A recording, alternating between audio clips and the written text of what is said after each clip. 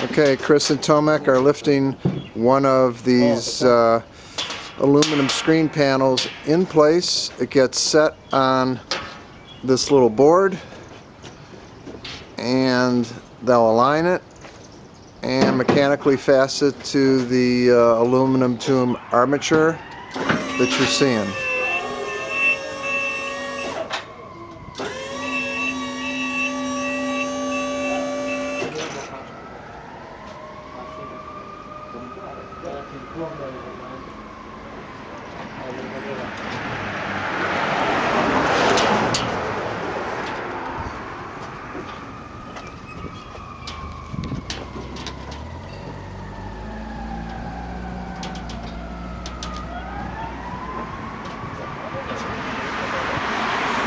Looks like it fits.